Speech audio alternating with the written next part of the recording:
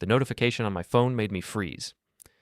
Front door camera offline, 11:47 p.m. I was 300 miles away in a sterile hotel room, reviewing supply chain reports that suddenly seemed meaningless. My wife Brenda had texted me just an hour earlier. "Miss you, honey. Going to bed early. Love you." I'm Oliver Kane, 42 years old, and I've spent the last 15 years analyzing data, spotting patterns, finding discrepancies that others miss. It's what made me good at my job as a supply chain analyst for Midwest manufacturing. It's also what made me notice when something didn't add up at home. Before we dive deeper into this story, I have one small request. Please subscribe, drop a like, comment, and hit that hype button to boost this channel so more people can discover these incredible Reddit stories. The camera going offline could have been anything: a power surge, internet glitch, or simple malfunction. But something gnawed at my gut as I stared at the blank feed on my phone screen. Brenda knew I checked those cameras religiously during business trips. She knew I worried about our 15-year-old daughter Jenna being home alone while I was away. I tried calling, no answer. Texted, "Hey, front camera went down. Everything okay?" Her response came 20 minutes later. "Oh, weird. Must be a glitch. All good here, sleeping now, don't worry." But I did worry. That's what 15 years of marriage and a career in logistics teaches you. When systems fail, there's usually a reason. The next morning, I cut my business trip short, telling my boss I had a family emergency. During the 4-hour drive home, I kept checking my phone, hoping the camera would come back online. It didn't. I pulled into our driveway in suburban Millfield at 2:30 p.m. on a Tuesday. The front door camera hung at an odd angle, its lens cracked. Brenda's silver Honda was in the garage, but she should have been at work at Henderson Home Decor.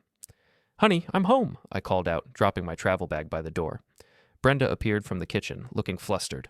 Her usually perfect blonde hair was messy, and she was wearing yoga pants and an oversized sweater, not her typical work attire. "Oliver, you're back early. I thought you weren't coming home until Thursday." The camera was broken. I was worried. I gestured toward the damaged device. She barely glanced at it. "Oh, that. Yeah, the delivery guy yesterday was carrying this huge package and knocked right into it. I was going to call someone to fix it, but you know how busy work has been. You're not at work today?" "Sick day. Terrible headache." She touched her forehead dramatically. "You know how I get with the weather changes." It was a beautiful October day, crisp and clear. No weather changes in sight. "Where's Jenna?" "School, obviously. She'll be home around 4. I nodded, studying Brenda's face. In 15 years of marriage, I'd learned to read her tells. The way she avoided eye contact when she lied. How she touched her neck when nervous. How she over-explained simple things when hiding something bigger. All 3 tells were firing like warning sirens. "I'm going to shower and change," I said. This trip was brutal. "Of course. I'll make you some coffee. Your favorite." As I headed upstairs, my mind raced. The broken camera. Brenda home sick on a Tuesday. Her nervous energy. Something was very wrong. But I had an advantage Brenda didn't know about. 6 months earlier, after a break-in 2 streets over, I'd installed a secondary security system. The front door camera was obvious, meant to deter package thieves and door-to-door salesmen. But I'd also placed a small, nearly invisible camera in our bedroom, hidden behind a picture frame, connected to a separate cloud storage system. I'd told myself it was for security, in case someone broke in through the bedroom window. I'd never mentioned it to Brenda because, honestly, I thought she'd find it creepy. Now, sitting on the edge of our bed with my laptop open, I was grateful for my paranoia. I logged into the cloud storage and pulled up the bedroom camera footage from the past 3 days. What I saw made my world collapse. Monday night, 11:52 p.m., 5 minutes after the front camera went offline, our bedroom door opened. Brenda entered, but she wasn't alone. Behind her was Mark Edison, a guy I recognized from her work Christmas parties. Regional sales manager, drove a ridiculous red Camaro, always wore shirts 2 sizes too small to show off his gym routine. I watched my wife of 15 years guide another man to our bed. My hands shook as I fast-forwarded through footage I never wanted to see. They were there for 2 hours. At 1:47 a.m., Mark left through the front door. At 1:52 a.m., Brenda picked up her phone and typed something, probably the text telling me she was sleeping now. But it got worse. I scrolled back further. Sunday night, same thing. Saturday night, again. This had been going on for weeks, maybe months. Every time I was away on business, Mark Edison was in my house, in my bed, with my wife. The betrayal hit me like a physical blow. I had to run to the bathroom and vomit. When I came back downstairs, Brenda was in the kitchen, humming while she made coffee. She looked so normal, so innocent. If I hadn't seen the footage, I would never have suspected. "Feeling better?" she asked, handing me a steaming mug. "Much better," I lied. That night at dinner, I studied Jenna carefully. Our daughter had always been perceptive, sometimes uncomfortably so. She picked at her spaghetti, avoiding eye contact with both of us. "How was school, kiddo?" "Fine," she shrugged. "Same as always." "Any homework?" "Did it already." Jenna excused herself early and went to her room. Later, I heard her on the phone, talking in hushed tones. When I passed her door, the conversation stopped abruptly. Over the next few days, I fell into a strange routine. I went to work, came home, had dinner with my family, and pretended everything was normal. But every night, after Brenda fell asleep, I reviewed more security footage. The pattern was consistent. Every business trip, Mark would arrive around midnight. He had a key. I watched him let himself in like he owned the place. They'd spend hours together, and he'd leave before dawn. Brenda would text me sweet messages about missing me and going to bed early. But I didn't confront her. Instead, I did what I do best. I analyzed the situation and built a strategy. First, I made copies of everything. The footage went to 3 separate cloud storage accounts, plus a physical drive I kept in my office safe. I documented dates, times, and created a detailed log of every incident. Second, I quietly began separating our finances. I opened a new checking account at a different bank and started redirecting my direct deposit. I moved our emergency savings to an account with only my name on it. I canceled joint credit cards and opened new ones independently. Third, I consulted a lawyer. Richard Kline had the reputation of being the toughest divorce attorney in the county. His office was downtown in a building that screamed expensive legal fees. Kline himself was about 60, with silver hair and cold gray eyes that missed nothing. "Mr. Kane," he said, reviewing the evidence I'd brought, "this is quite comprehensive. Your wife has been remarkably careless." "I'm good at documenting things. It's my job." "Indeed, and you're certain you want to proceed with divorce?" I thought about it for maybe half a second. "Absolutely." "Very well. Given the evidence, we can file on grounds of adultery. In this state, that affects asset division significantly. Your wife will be entitled to much less than she might expect." "What about my daughter?" "Custody will depend on several factors, but this evidence of your wife's affair, conducted in the family home while your minor daughter was present, will not reflect well on her character." We spent 2 hours going over strategy. Kline would file the papers, but we'd wait to serve them until I had finished securing all our assets. He estimated the process would take 3 to 4 months. "One more thing, Mr. Kane. I'd advise you not to confront your wife about the affair until after she's been served. Let her think she's getting away with it. People make more mistakes when they feel secure." I followed his advice perfectly. For the next 6 weeks, I played the role of oblivious husband. I went on my scheduled business trips, sent loving texts, brought home flowers. Meanwhile, I was systematically dismantling our shared financial life and building an unshakable legal case. The hardest part was watching Brenda lie to my face every single day. "How was your evening?" I'd ask after returning from a trip. "Quiet. Just watched Netflix and went to bed early. Missed you terribly." "Did anyone stop by?" "No, just me and Jenna.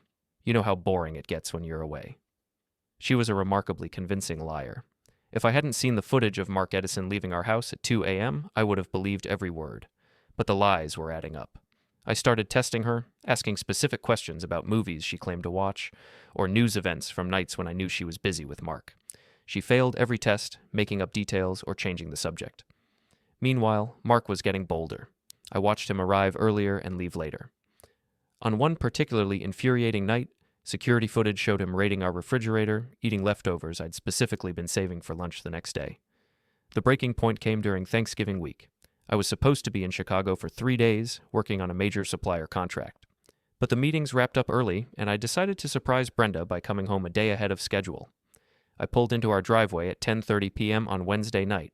Mark's red Camaro was parked right there in our driveway, bold as brass, not even trying to hide anymore. I sat in my car for 10 minutes, hands gripping the steering wheel, imagining myself storming inside and confronting them both. But Kline's advice echoed in my head. Let her think she's getting away with it. Instead, I drove to a hotel and spent the night there. I texted Brenda that my meetings were running late and I wouldn't be home until Thursday evening as originally planned. Her response, "Okay, honey, Jenna and I are just having a quiet night. Can't wait to see you tomorrow." At that exact moment, according to the timestamp on my security footage, Mark Edison was in my kitchen, making himself a sandwich with my groceries. The next evening, I came home to find Brenda cooking my favorite dinner, pot roast with all the fixings. She was wearing the blue dress I'd bought her for our anniversary, and she'd done her hair and makeup like we were going out somewhere special. "Welcome home." She kissed me at the door, and I had to fight not to pull away. "I missed you so much." "Missed you too. Something smells amazing." "Your favorite. I thought we could have a nice quiet evening together." During dinner, she was more attentive than she'd been in months. She asked about my work, laughed at my stories, and kept touching my hand across the table. If I didn't know better, I might have thought we were falling in love again. But I did know better. I knew that less than 24 hours earlier, she'd been in our bed with another man.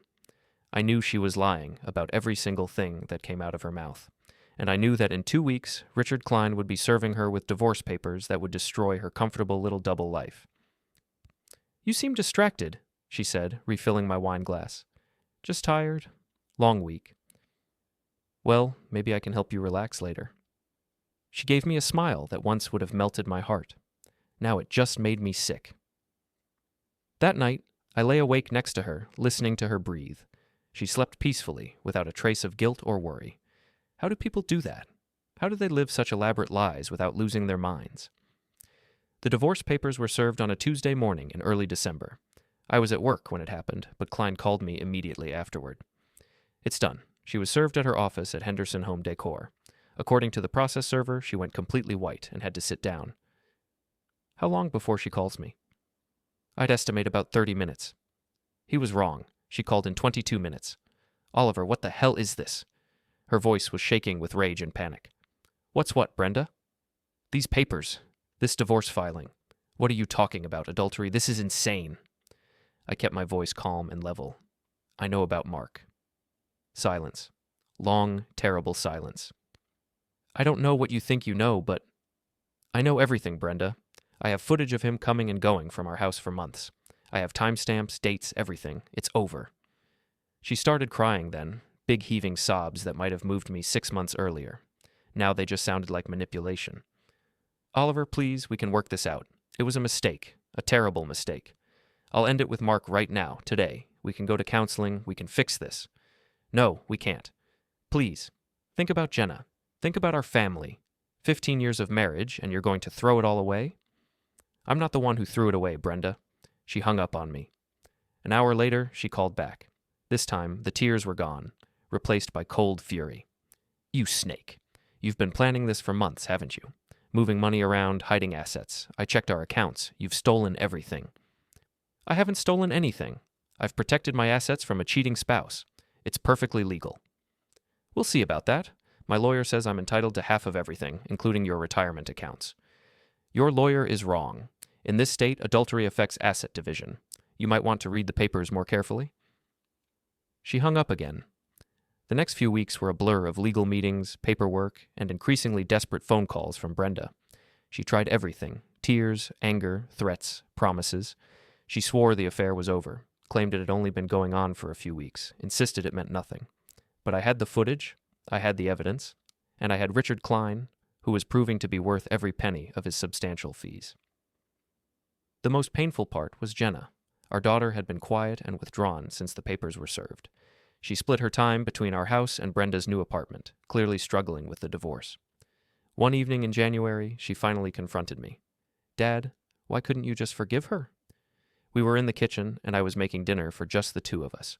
Brenda was supposed to pick Jenna up at 8. "Some things can't be forgiven, kiddo."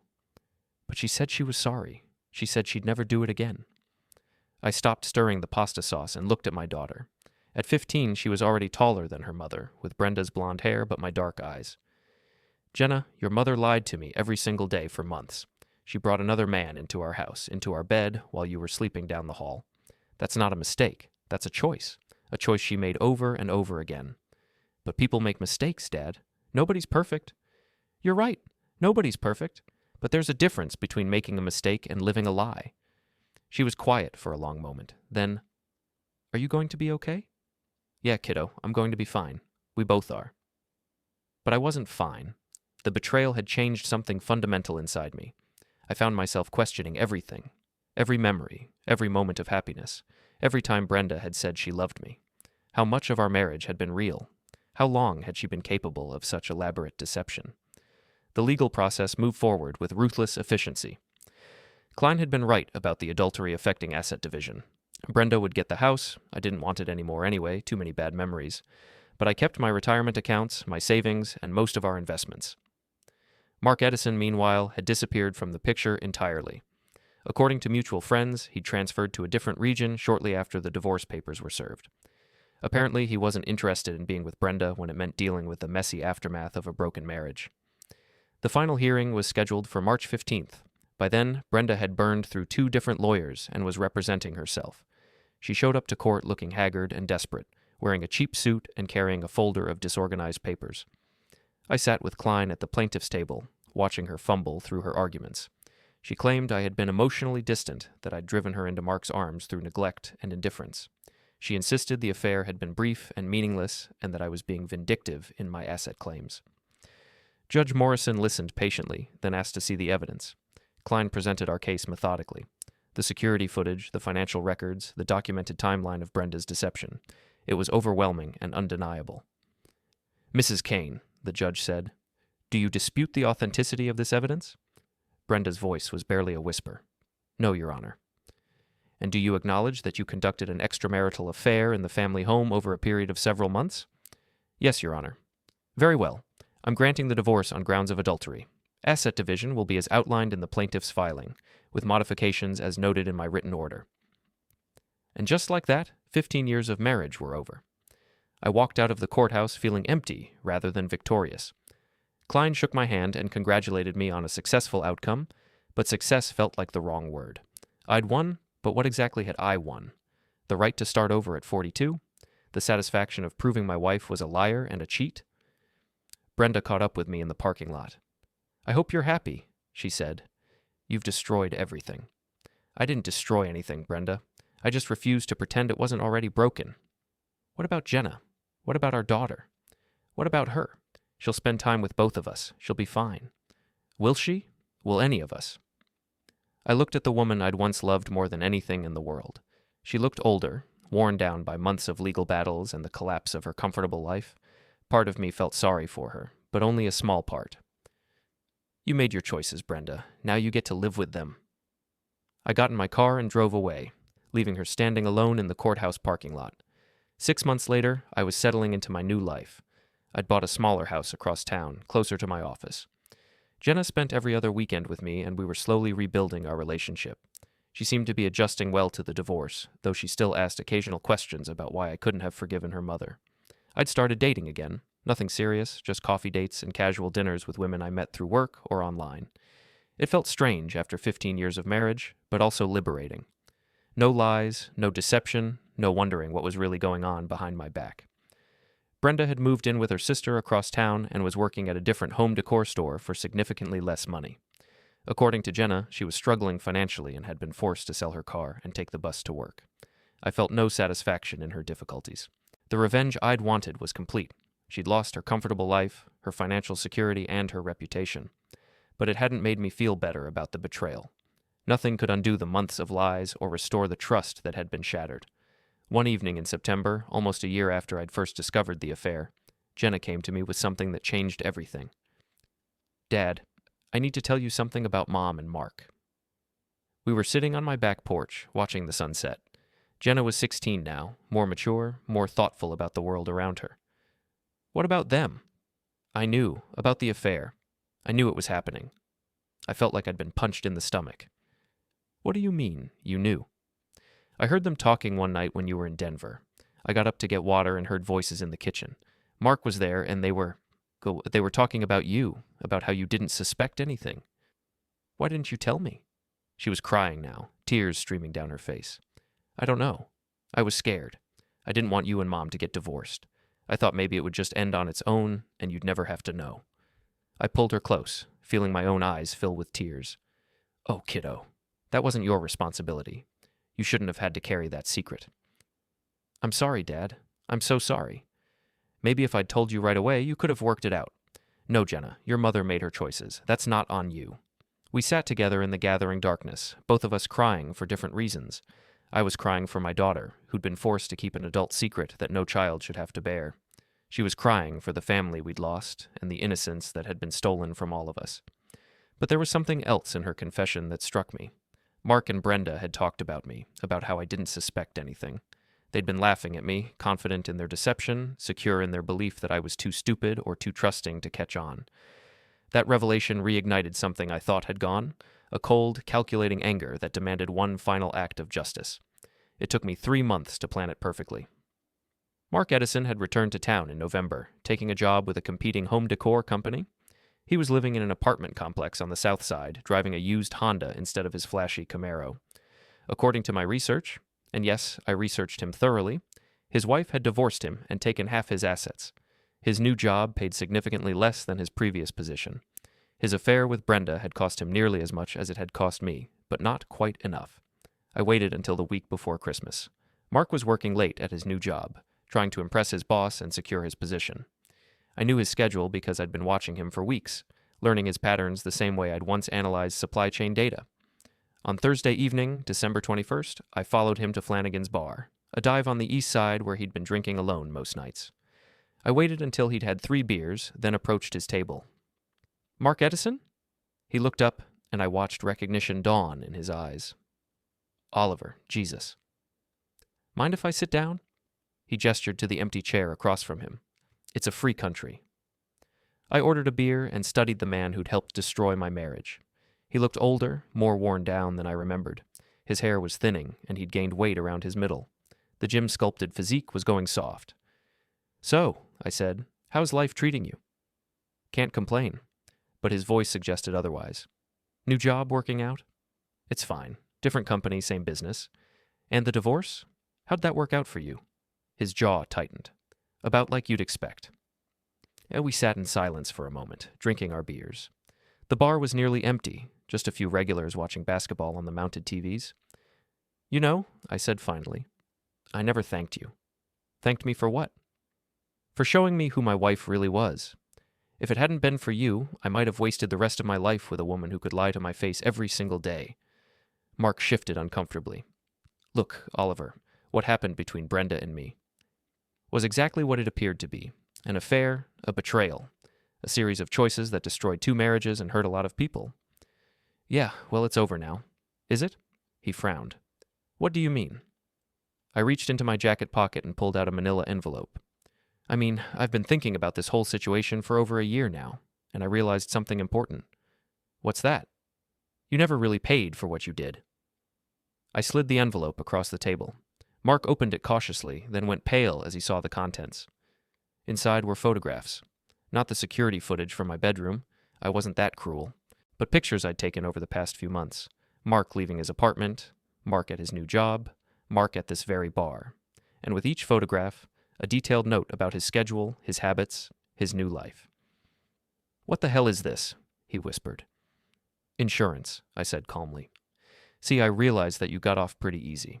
Sure, you lost your marriage and your old job, but you landed on your feet. New apartment, new job, new life. Meanwhile, my daughter spent months thinking her parents' divorce was somehow her fault, because she didn't tell me about your affair." Mark's hands were shaking as he flipped through the photographs. "This is stalking. This is harassment."